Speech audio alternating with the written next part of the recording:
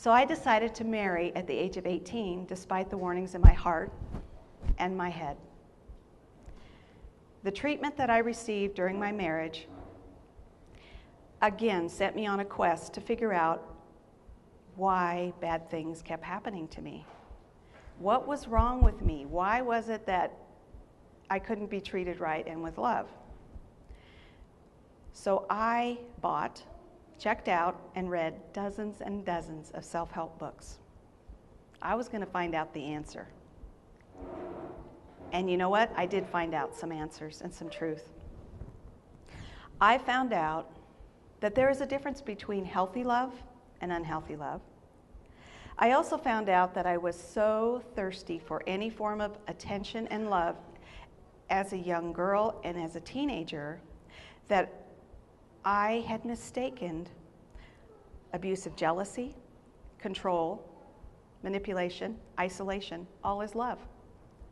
I thought he just cared about me. He just wanted me all to himself.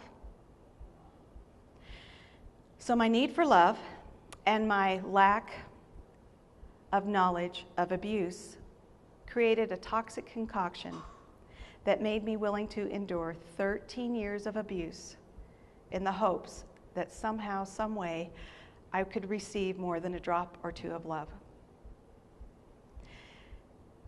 Well, now that I had all this knowledge in my head, by golly, I was going to fix things.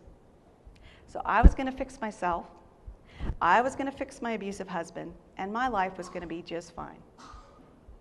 So I followed their steps, their plans. I even chanted a few mantras. Who would think? I can do it all, everything's okay, you know? It didn't work. In fact, a few more years passed by, and the abuse began to escalate.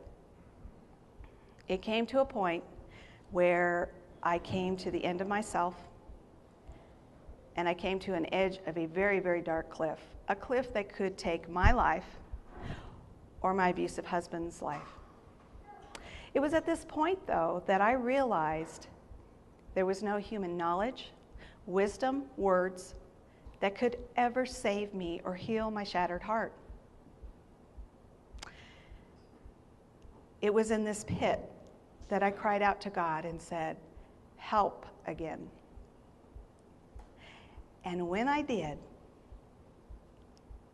a picture of me holding my broken heart came into my mind. And as I looked at this picture, I could see myself giving God pieces of me along my life. And yet, I still held the rest tightly. In the next frame, I could see two hands holding the pieces out to me, just waiting. And I realized, I can't do this. I can't live in two worlds. I can't do things my way, and I can't do things God's way. And so at this point, I took all that was left of me, and I surrendered and placed them in the hands of Christ. And when I did, I felt an amazing shower of love and His grace just saturate my entire brokenness, and my heart began to heal.